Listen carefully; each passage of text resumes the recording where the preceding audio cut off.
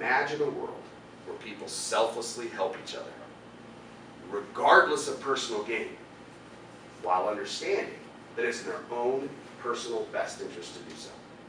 So I was actually born here in Arizona.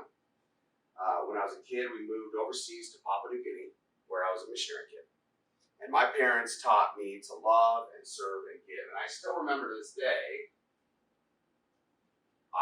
all I wanted was a bike. Here I am in the middle of Nowheresville, Papua New Guinea, and I want a bike. And so every month I wait for the big crate to arrive. Because when you're a missionary, you live on donations, and they send you stuff, hand-me-downs, whatever. So I finally, one day, I open up the crate. There's a bike, and it's a perfect size for me, and it's awesome. There's only one problem. It only had one pedal. And so I tried everything from shoving sticks in it to having the guy try to weld it. I had no opportunity to ride this bike. I was that close, but I wasn't able to have a bike. And those kinds of impressions stuck with me. And we got back from overseas, I had this realization that, oh my gosh, I'm poor compared to other people. And I didn't like that feeling. And I saw these kids with nice clothes and cars, and I wanted that. So I got into commercial real estate brokerage because a buddy of mine said I could be rich. And I wanted to be rich. And as I got into commercial real estate, I realized really quickly, wow, this is a ruthless, cutthroat industry. I mean, everybody's scratching and clawing and fighting their way to the top. And it doesn't really matter how you get there, but you want your picture on that wall of top producer, right? And so I became ruthless because I thought that's what it took. And I didn't want to be poor. I didn't want a bike with one pedal. I wanted 5 bikes. And I did that for like 5 years. But I was miserable. And I was misaligned with my core values. And I felt trapped. I felt like I didn't know how to succeed without doing that. Like I really didn't have a better way in mind. I didn't know that it was even possible to create success through helping other people. Because for me, growing up as a missionary kid, all my parents did was taught me to love and serve, right? And to me, that led to the poorhouse. So for me, the whole idea of selfless service was commingled with being poor. And then 15 years ago, I go to this conference, and the speaker gets up, and he starts talking about service. And I'm listening to him, and this guy is stuck. Like, he's very successful, makes a lot of money, and all he's talking about is helping others. And I was blown away. I never heard anything like it. So I went up to him afterwards, and I said, is that really true, what you just said? Or is that just some shtick that you say to, make everybody think you're a good guy and all that? And he said, no, I really do that. I said, well, how does that work? And he explained it to me. He said, I just help as many people as possible, and over time it comes back. And I said, it sounds more like my parents. And then I said, okay, I gotcha. If this really works, how come nobody else is doing it? Why is it the first time I've ever heard of it? And he said, because it takes too long. And I said, what does that mean? He said, it'll take you about 5 years. And in the meantime, you're going to be laughed at, people are going to think you're crazy, and you're going to be broke for 5 years. I'm like, well, I already know what being broke is like, so I'm not afraid of that. If that's really possible for me to create success by helping others, I want that. And what he likened it to is he explained it like this. He said, right now, Jonathan, you're a hunter. You grab your gun off the wall, you go shoot a deer, clean it, eat it, then you gotta go do that all over again. It's a constant process. What I'm describing is investing in relationships that's like farming. Like right now, I have a citrus tree in my backyard. And that thing was little. I swear I thought it was thick. I'm like, this thing is not growing. Like, there's nothing coming off of it. Today, it's almost a nuisance. There's so many lemons, I can't give them away fast enough. And every day you go out, there's like the whole ground is filled. You got to go clean it up. And that's what he described it being like. He said, when it was little, we had to nurture it, we had to water it, we had to prune it, we had to protect it because the dogs would want to rip it out. Now it's this tree that no matter what we do, it produces fruit. And I said, okay, so I can do this. He said, you can do this. So I came back to Arizona, threw my business plan away, and started helping everybody in the community. Now, I was National Rookie of the Year for Brother Ellis, which, not that that's that big of a deal, but at some level it feels like you're on the fast track. So here I am on the fast track, going places, and now all of a sudden people think I hit my head. What is this guy doing? And all I was doing was getting involved in the community and helping everybody that I could. And I was asking the same question. What do you need? How can I help you? How can I be of service? And people are like, what do you mean? How can you help me? So at first it was like getting people to even understand that I was sincere about trying to help them. That I wasn't just doing it as a gimmick, right, as a little trade. And over time, as I did it more and more, people started saying, maybe this guy's for real. And I would do anything they asked me to do. For example, they would say, okay, well, I don't know what you mean by service, but I always want more clients. They'd be like, well, what kind of clients do you want? And then they'd explain it. And then I'd be like their free salesman. And I'd go try to make introductions of people that I knew to help them. Or they'd say, one time we had a client. Actually, they weren't a client yet. We had a prospect whose wife had a rare blood disorder. And he was new to town and couldn't find the right doctor for her needs. So we took the time, spent half a day researching, figuring it out, leveraged a few relationships, and got him an introduction to the top doctor for this in town. And got him in right away with his wife. That guy has been a friend and a client ever since. Now, did we do it because we were trying to get his business? No. Although we did have it in our mind that, yeah, we'd love to have his business. But we didn't do it expecting that in return. We did it to serve. Other times it'd be like, there are kids. Like, you guys would all know this. Hey, my kid, business leaders will come to me. My child, my son, my daughter, they need an internship. Or they want to have an internship, then boom, next thing you know, I'm helping them get connected with companies, getting their kids internships. So looking for ways to help people in ways that actually matter versus like, let me tell you about me. I'm a commercial real estate broker and I negotiate leases. And do you have a lease? I'd love to help you with your lease. It's like I was focused on them. I was focused on how can I help them. So that happens for about 5 years, just like he predicted.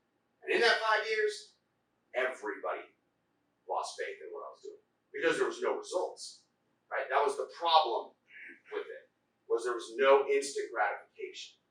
It was, Jonathan, you're doing all these things and you're not getting anything in return. And what I've learned since is you can't outgive the universe. And no matter what, the more you give, if you're playing the long game, the more you get. And the whole reason why we have this office is based upon that principle. So let me continue the story. So here I am, 5 years in. Everybody thinks I'm in that job at this point. No results to prove I'm not. And they're like, why he even keeps doing it? Right? I was like a free community concierge. Everybody knew, if you need somebody to help you, just call that crazy guy, he'll do it. But over time, after about 5 years, just like he predicted, I'd helped so many people asking for nothing in return that people started referring business to me without me having to solicit it. So that was cool. I still remember the day that I picked up the phone. It was a big public company. And the company wasn't a big public company, but it was somebody referring me to the big public company that just happened to be his best friend. And he said, remember when you helped me with this? I honestly didn't even remember. And he said, I want to introduce you to the decision maker for this public company. I've already told him about you and about your spirit service. He wants to talk to you about helping him. In my business, that's very unusual. Not in Kaiser, but in the commercial real estate industry, getting an unsolicited call saying this guy wants to talk to a commercial real estate broker is very unusual. And so that led to me walking in the door of this public company and having them hire me on the spot just because of that referral. Because I helped selflessly, something I didn't even remember doing. That happens everywhere around here. And as the more I would get in response to giving, the more I would have to give. So it just turned into this unbelievable escalation and growth. And it turned into this extraordinary experience for me to go from laughing stock at my prior company to all of a sudden top producer. And now I have a new problem. My new problem was, when everybody's been saying that you're full of crap for 5 years, and this will never work, and all of a sudden it's working, they like you even less. I don't know if you would appreciate that. It's not like I was, oh, finally, great job. It's like, no. So now I had a new problem, which was, here I am trying to build a team, a culture of selfless service within a traditional commercial real estate firm. And what I found was that's very challenging. That's not easy. And everywhere I turned, there were obstacles. And I became more and more frustrated because I could feel the momentum that was building, and I could feel the constraints that were keeping it from becoming as powerful as it could become. And so, the Sedona's a special place, right? So I go to Sedona one day in the middle of 2012, and early in the morning I go down to the spa. There's nobody around. It's like one of those idyllic moments. Snow, very chill, like not a snowstorm, just a really light trickle. I'm sitting in the hot tub, just staring at the mountains, all by myself, just meditating, just being calm and quiet. And it hits me. I have this epiphany. It's like, you're thinking too small. Okay, I guess that's probably true. I think what you've stumbled across, Jonathan, is an opportunity that could actually transform an entire industry.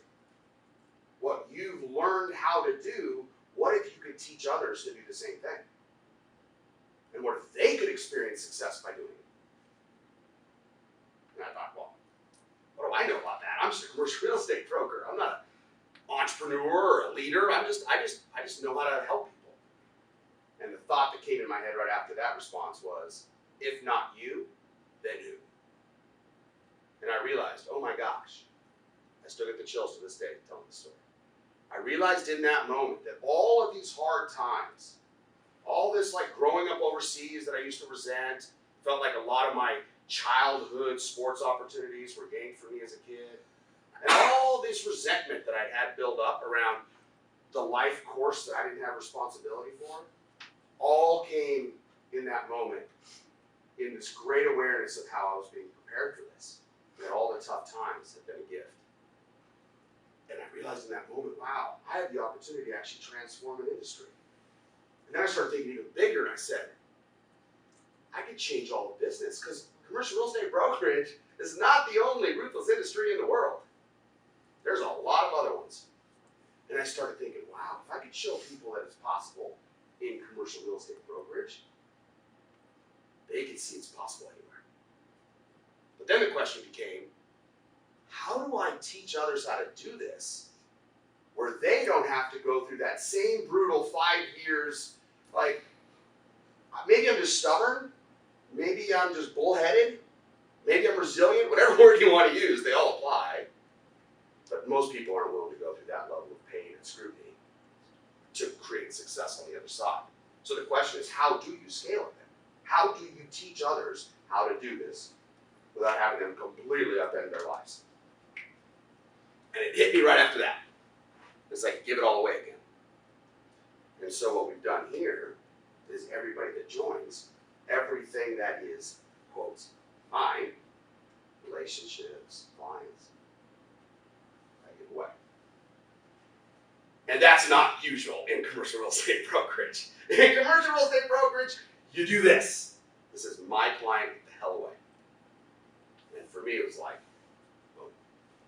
And as a result, we've been able to build an extraordinary firm of people that take that same gift that I give them and then pay it forward further. And it's just created this extraordinary extraordinary experience. So now, today, we're the largest firm of our kind in the state. We're the fastest growing in the country. And all I do is talk about love and service. And that's insane. For most business environments, that's insane.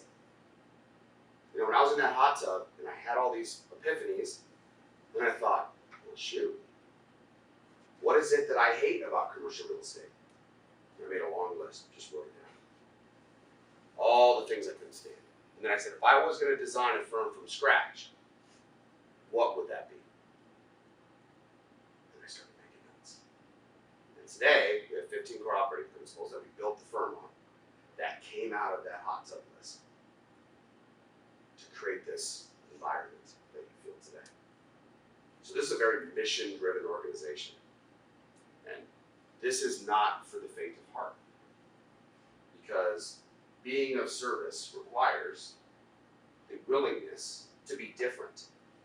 It requires the willingness to go against the grain. It requires the willingness to not take short-term gains with long-term negative impact over long-term gains, the short-term negative impact. And so for all of you that are thinking about your futures and what does your next step look like, for me, what I want to be known for is an example. And I'm not saying an example like, look at me, I'm great. But I'm saying an example like, if I can do it, anybody can do it. Because I was one of the most ruthless brokers out there. I'm an overachiever. So whatever I do, I try to do better than most. So when I became ruthless, I was ruthless. So if I could go from ruthless to selfless, anybody can. And if I could teach other people how to develop a culture of selfless service within their own respective organizations, then we can all collectively have a greater impact. And that's what I love about the conscious capitalism movement. When I first went to my first CEO summit 3 years ago, I'd heard about it, I knew a little bit about it, people bugged me and said, hey, you should go, this sounds kind of like your message. But, you know, I'm busy, I got a lot going on. And I went and I walked in, I had 3 conversations. And every single one of them, I was used to having conversations where I told people what we were doing and they always go, really? Or, wow, that's weird or different. And every one of these 3 first conversations are like, oh yeah, that's true. You too? What do you mean? And I realized that I'd stumbled across what we now call my tribe. Right? A group of people that are aligned around the same fundamental philosophy. And for me, that's an extraordinary gift. Because before that, it was very lonely doing this. Not within the firm, because we were only hiring people that cared. But outside of it, it was a constant explanation, a constant, here's why we're different. So to have found a community of people that all, not that we're all exactly on the same page, but that are aligned around elevating humanity through business is an incredible, incredible gift. So I acknowledge all of you for your association with it and your being involved because it'll have meaningful impact. Some of my best relationships come now in the last 3 years from this organization because there's so much alignment. There's so much that we agree on. So what's the future look like? Well, we started the Kaiser Institute because people would walk through here and say, man, I love what you're doing. How do we do that? So I said, well, that is my vision. You know, I want to change the business world through selfless service. I want to prove that you truly don't have to be ruthless to win. It doesn't say you only can win by not being ruthless, because we all know you can be ruthless and win. That's the current model. But my point is there's other ways.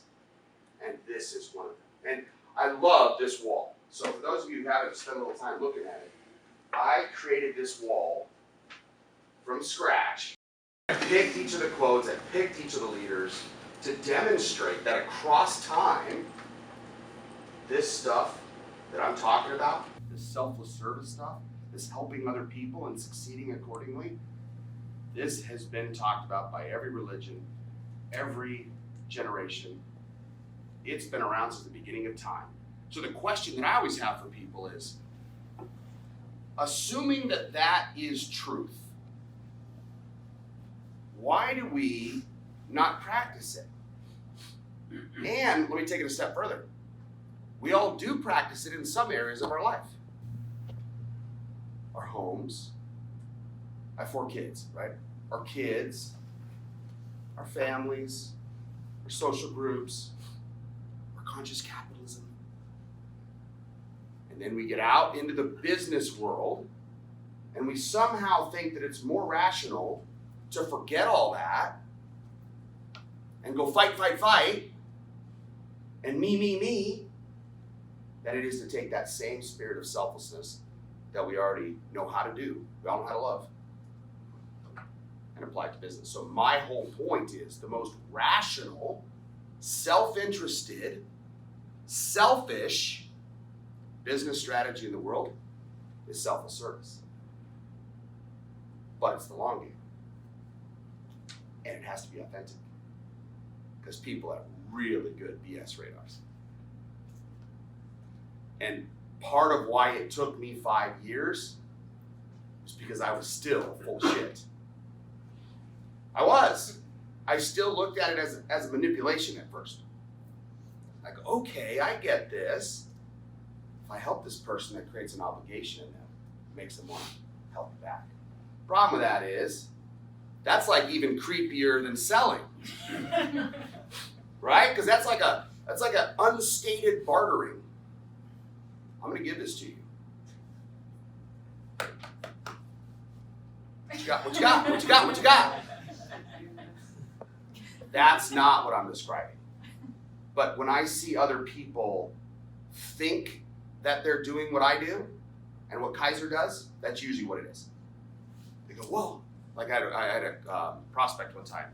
I just talked to them about what we do, how we do it. And the CEO said, Jonathan, that's amazing. We do exactly the same thing. I go, really? Tell me more. He said, everybody that helps us, we try to help them even more. And I said, no offense, but you're actually describing the exact opposite of what I'm saying. What I'm describing is giving first. What I'm describing, yes, is paying it forward without a direct expectation of return, but trusting that the universe cannot handle an imbalance and that somewhere, somehow, this is going to come back. Now, again, sometimes when I start speaking like this, it almost sounds corny or cheesy or too good to be true. Or like, yeah, and I'm sure there's stuff behind the scenes. That's not what it's like for us. This is very sincere. When he said that he's reading this book, and it's amazing how raw and authentic I was, that's true. Because I figure you don't want to listen to what I have to say until you know that I'm sincere.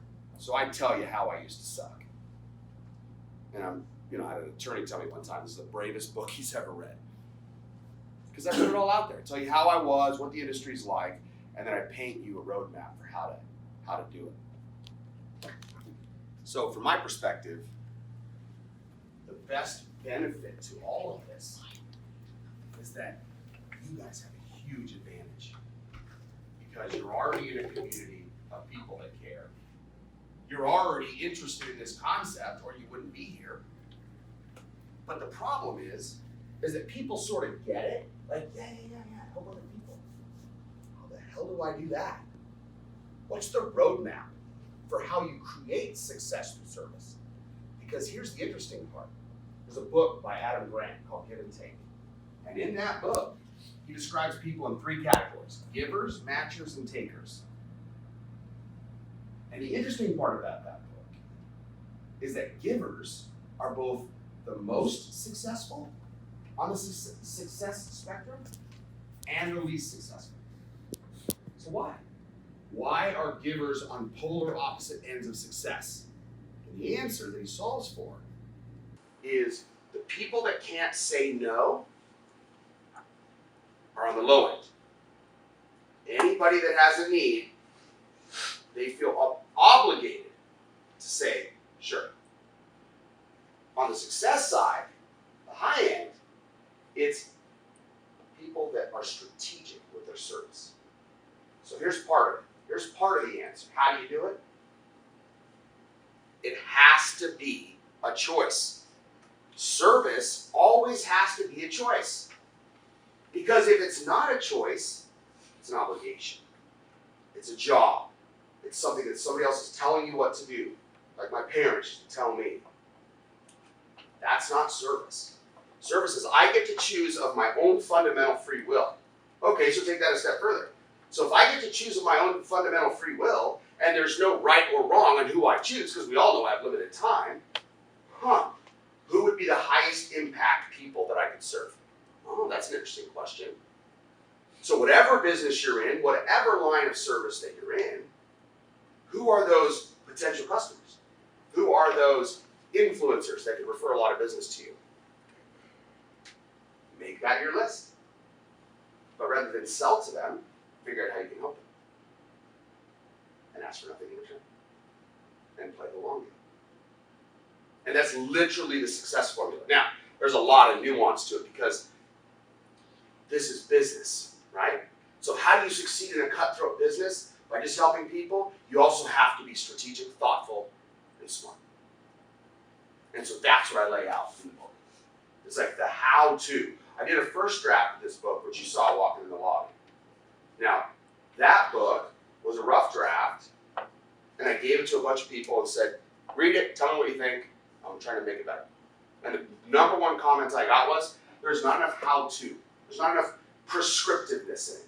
It's inspirational, but it doesn't tell me how to do it. So we fixed that. And the whole second 2/3 of this book is all the how-to. How do you actually develop a culture? We call it 3 levels of reinvention. Self, Gandhi says, be the change you want to see in the world. So you got to start here. And what I said about authentic has to be authentic and real. Second level is your company culture. There's no way you're going to be able to serve people in the community if your people are not living it. So there's a whole bunch of how to do that. How to recruit the right people, how to keep them aligned, how to build a culture that you can feel like this and maintain it. And then the third level of reinvention is how do you interface with all of your stakeholders. Hopefully all of you have read my good friend John Mackey's book, Conscious Capitalism. And in that, he talks about this stakeholder model that's much broader than just shareholders. And those stakeholders are that third level. Vendors, partners, clients. How do you act and serve them? But it's got to be inside out, because if you're the leader, you have to live it. It's the hardest part about leadership. You have to live what you want others to do. The hardest thing about being in the leadership chair, when I wasn't in the leadership chair, I used to think, man, if I was just in that chair, I'd make all the right decisions. Those guys are so dumb. Then I get in the chair and I realize, oh my gosh, it's not so linear. Everything is multidimensional, and this affects that, and that affects this. Well, along those lines, from a culture standpoint, if you're not living what you espouse, if you are secretly doing this and pretending to be this, it all breaks down. Especially in a company, because it's hard to hide all the time. It's hard when the pressure's on to be fake. And so, from our perspective, what we believe is that you create yourself as a selfless leader. Why would you ever want to do that? My argument is because it's self-interested. Because over the long term, you'll win more. You'll be more successful. And oh, by the way, you'll have all this other stuff that nobody talks about in business, but actually kind of matters. Like, I don't know, happiness, peace, sleeping on your pillow at night without a care in the world. That's how I was as a kid. When I was ruthless, that was not the case. I was always looking over my shoulder. I was always stressed out. Relationships that I have today. When I was the old ruthless me, I tried to convince everybody I wasn't ruthless. And nobody believed me anyways. And everybody knew I was a prick. And now, everyone walks around talking about me like I'm some great guy. Let me tell you right now, I'm the same guy. But all I do is try to help people. That's my whole life. And I do it because I believe it's self-interested. I do it because I think it's the fastest way for me to get everything I ever wanted. And that's the message I think is missing in the world. It's like, give and you shall go broke. Why does everybody think that? How about give and you shall receive? Right? Nobody. It's almost like giving has this weird connotation. Like, how dare you expect to get something out of it? It's nuanced. It's not black or white. It's a mindset. You know, I always tell people, say, give me 3 tips. Okay, there you go. Number 1. Everybody that you meet with, be present. What does that mean? That means don't be in, shoot, I wish I'd had a better breakfast this morning. Or I can't believe my wife freaking did that. Or shoot, I had that big meeting right after this. This guy will shut up. Be in the moment. Be present with the individual. Right now, I'm nowhere else. And I have a very busy day. I always do. I'm not thinking about tomorrow, yesterday, this morning. I'm right here with you all right now. By bringing my fully present self, I can serve in the very best way that I can, as an imperfect human. So the first thing is be present. You're never going to create success in any individual, because look, success comes through relationships, and relationships come from meetings. You have to meet them somewhere, whether it's on the basketball court, or whether it's in the soccer field, or whether it's in business, in the conference room. So if you're with someone, be really with someone. Don't be checking your phone. Don't be making them feel like you don't care about them, or they're not important to you. Be with them. If you just took that one takeaway, it would change your entire lives. It's amazing how few people do that. Successful people. They are so busy being busy, they miss what's right in front of them. So be present. Number 2. Don't bring an expectation into a meeting. Expect nothing. Do you know who that takes the pressure off of? You! Most people bring like a, gotta win, gotta get this, gotta get this. No, you don't. You don't have to get anything. Your job in a meeting is not to get anything. Which leads to the 3rd point. Your job in that meeting is to find 3 ways. The magic number's 3. It's not 2. It can be 4. But 3 is the magic number. Once you serve someone 3 ways, the whole world shifts. The first time they're like, oh, that was pretty nice. Second time they're like, man, this guy's unbelievable. Third time they're like, I gotta figure out what's going on around here. So if you, in every situation, can find 3 distinct ways, and they're easy to find if you're good.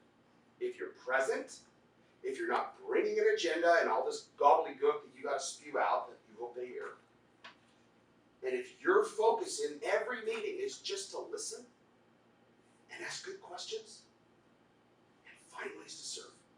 And as soon as you find them, for me, it's like gold. It's like digging for gold. It's like, wait, say that again. Okay. So would this be useful to you? Oh yeah, actually it would. Awesome! I'm like so excited when I find those things. Write them down. That's weird. Okay. I thought this guy was here to pitch me. I know commercial real estate brokers. They're sales guys. This guy wants to pitch me on something. He won't even let me, he won't even talk. All he wants to do is ask me more questions. I deep dive with people on their stories. It is not uncommon for tears to occur in the first meeting. Which sounds weird, but not for me. Because I care. I want to get to know that person. I have shifted the world in a one-on-one interaction just by being present, not having an agenda, and caring so deeply about that person and trying to find 3 ways to serve them. Imagine if every interaction you had with somebody else was like that. And I'm not perfect. And nobody at Kaiser's perfect. But it's a mindset, right? It's like our principles. We are pure service. Am I pure service? No. But that's a goal. That's my objective. That's what I'm working every day to get better at. So if you are We're saying, okay, what am I going to do in my career? What am I going to do in my next career? My next step? Whatever it is. As long as we're not run by AI, and people don't matter anymore, as long as people are still involved in business, relationships will always matter. And if relationships matter, the fastest way, the speed to trust, like Stephen Covey talks about, the speed to trust is by being of service. It's not by selling. It's not by bragging. It's not by saying how great you are. It's about pouring yourself into another person. I bring all that is myself to everything that I do, which makes me more successful, more effective, and people seem to appreciate it. Because most people are never heard. Most people are like, God, would this guy shut the hell up so I could give my pitch? That sounds harsh. That's true. That's most people. I noticed at networking events early on, everybody's got their business card. Everybody's kind of nervous. And they're standing around and they're thinking like, okay, my company told me I talked to 5 people. I gotta get 5 business cards, okay? And they're walking around. They go, hi, I'm Jonathan Kaiser. I run a commercial real estate firm here in Arizona. And here's what we do. And that person's like, oh, this person will shut up so I can do the same thing in return. And they're thinking about what they're going to say. And nobody hears anything. And they trade cards. They go, oh, that was good. I got a good card. It's insane if you really think about it. What I'm teaching is not new information. I'm just simply saying, this stuff, done right, actually works. But it's the long game. And you have to be authentic. It's pretty hard to sit with someone and try to serve them if you hate people. It's exhausting. So if you hate people, leave now. Stop listening. Get on your phone. Because this is not that. But if you truly want to create an extraordinary life, where I have the best relationships in the world. Real relationships. People that I love, and they love me in return. There's nothing more valuable than that. That is wealth. That is true wealth. Anything that I need, I have somebody I can call. And anything that they need, they have someone they can call. And so rather than me get out of my way, I'm going that direction. Let's go together. And while that sounds almost cheesy to some people, I respect that. This is not for everyone. But I'm not talking to everyone. I'm talking to conscious capitalists. I don't let anybody try to talk you out of being a capitalist. But be a conscious capitalist. This isn't about socialism. This is about being conscious. Business as a force for good. Business has to be profitable to make an impact. You have to be able to make money to do the things you need to do in the world. Do it the right way. We don't cut corners here. My simple philosophy is do the right thing. Which almost sounds so corny and cheesy. But you know how easy of a guiding light that is? What's the right thing to do? When it gets hard is when you don't know. Most answers are easy. What's the right thing to do? Making the best decisions you can make in the moment. And loving and serving as many people strategically. Now, I could probably, let's just say this. I am not saying that you should all go down, stand on the street corner, and everybody that walks by say, how can I help you, how can I help you? Although that's actually probably a pretty good idea. I'd probably get on the news or something, right?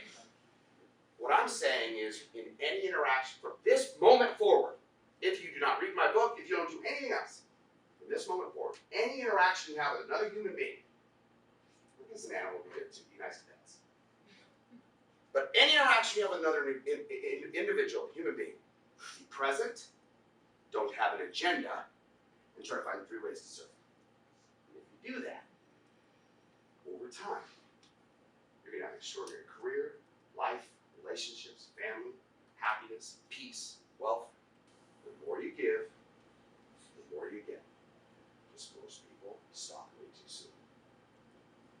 I'm trying to be is an example to the business community, showing definitively we're going to be $1 billion company that completely transforms and reinvents commercial real estate. Our institute will train 1 million business leaders a year. We're going to train, empower, and certify the next generation of selfless leaders. Why? Because I have a dream. I can see a world where people selflessly help each other regardless of personal gain and experience extraordinary success doing so. What if we all actually helped each other? What if we all actually tried to figure out how to help everyone else around us be more successful? That alone will rise.